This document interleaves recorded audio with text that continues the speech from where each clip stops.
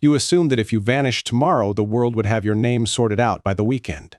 A driver's license, a face someone recognizes, a phone that rings until a relative finally picks up. One man walked onto a beach and quietly broke that assumption for the next 70 years. No name, no papers, no one to claim him, and a puzzle nobody could solve. This is the story of the Somerton Man and the single hair that finally gave him back his name. It's the first morning of December 1948 on Somerton Park Beach, just south of Adelaide, Australia. Summer's starting. A couple of early walkers spot a man lying in the sand against the seawall.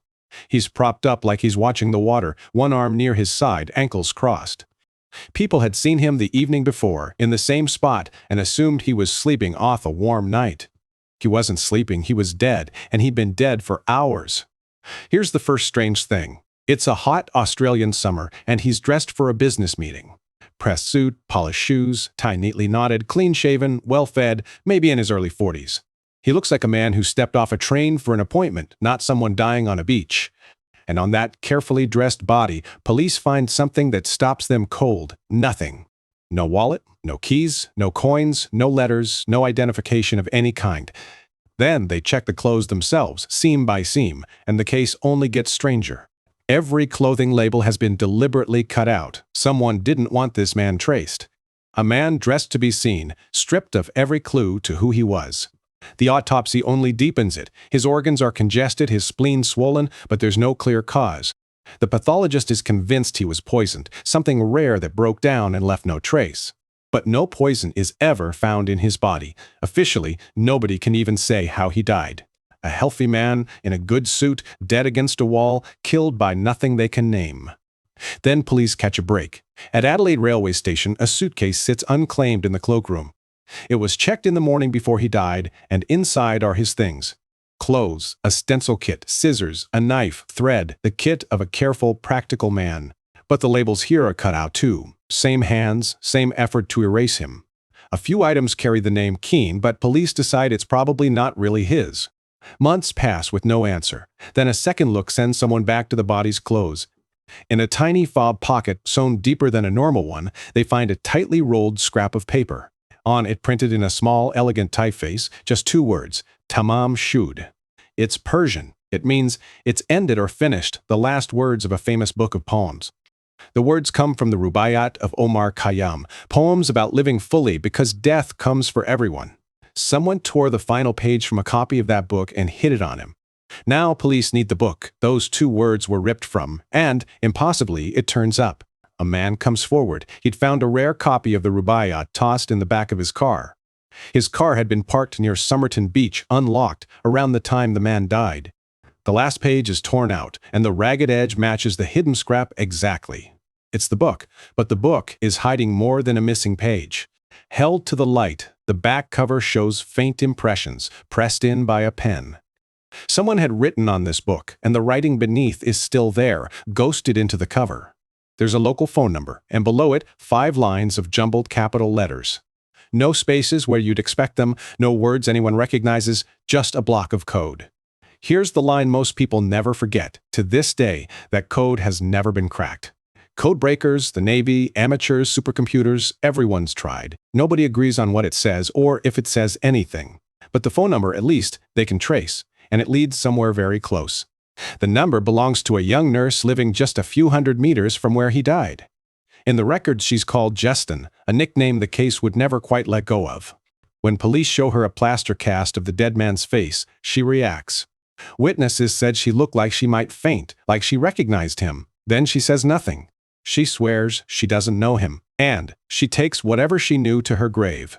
There's one thread. Years earlier, she'd given a copy of that same Rubaiyat to a soldier she knew. For a moment it fits until that soldier turns up alive with his copy still on his shelf. If a case that refuses to close is exactly your kind of itch, that's what this channel is for. Stick around. So, who was he? The theories arrive fast, and they all fit the mood of the time. It's 1948, the Cold War is starting, and nearby sits a secret weapons range at Woomera. A poisoned, unidentifiable man carrying a hidden code. Of course, people start whispering spy. Others say heartbroken lover, or a father who came to find a woman who wouldn't see him. Every theory is a shape you can pour the same handful of facts into. None of them proves anything. And that's how it sits. For decades, he's buried in Adelaide under a plain headstone. It just reads, "The Unknown Man." People leave flowers for someone whose name nobody knows. The trail goes cold, the way an old song you can't name goes cold, right there and completely out of reach. Then, decades later, one man decides unknown isn't good enough and refuses to let it go. His name is Derek Abbott, a professor in Adelaide, and the case becomes the work of his life. He digs through old files, chases the code, and tracks down anyone connected to that nurse. In one of the stranger turns, he ends up marrying her granddaughter, raised knowing none of this. The case pulls him so deep it rewrites his own family, and he still doesn't have a name. Abbott becomes convinced the only answer left is in the body itself, in the man's DNA. But there's a problem. The grave has flooded and shifted for decades. The remains may be ruined. For years, he fights just to get permission to dig the man up. Officials keep saying no. And here's where it flips. The answer may not be in the grave at all. Back in 1949, they'd made a plaster cast of the man's face to preserve his features. When they pressed the wet plaster on, tiny hairs from his head got caught and set into it. A handful of hairs set in plaster on a shelf for over half a century, just waiting. Enter Colleen Fitzpatrick, a forensic genealogist who pulls DNA from material everyone else calls hopeless. Hair like that's brutal to work with. Old, dried, the DNA smashed into tiny fragments. But newer methods can read a rootless hair shaft, the kind that used to be worthless. From one preserved strand, they rebuild a genetic profile of a man dead for 70 years. Now, the second half of the trick. A profile alone is just data. It needs relatives to mean anything. So they upload it to the same DNA databases ordinary people use to find long-lost cousins. It's the exact tool that catches cold case killers, now aimed at naming a victim instead. They start finding distant matches, third cousins, fourth cousins, faint genetic echoes of the same family. Then comes the slow part, building a family tree outward from those matches, thousands of people wide. Marriages, births, deaths, immigration records, a giant web, hunting for the one branch that ends in a stranger on a beach. And in 2022, 74 years later, the branches finally close around a single name. The Somerton Man was Carl Webb, Charles to some. Born in 1905 in a suburb of Melbourne. Not a spy, not a secret agent, an electrical engineer, a man who built and fixed instruments. He wrote a little poetry. He had brothers and sisters. By every ordinary measure, he was ordinary. The most mysterious man of the century turned out to have the least mysterious life imaginable. And there's a quiet, painfully human reason that no one ever came looking for him.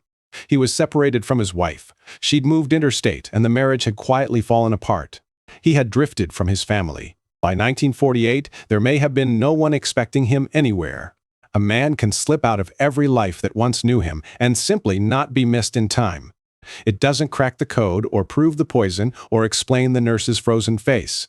Those mysteries are still wide open, and honestly, they may stay that way forever. But the biggest question, who is this man, finally has an answer, and it's an ordinary name. Here's the part worth keeping. His body sat in plain sight. His mystery was never that he vanished.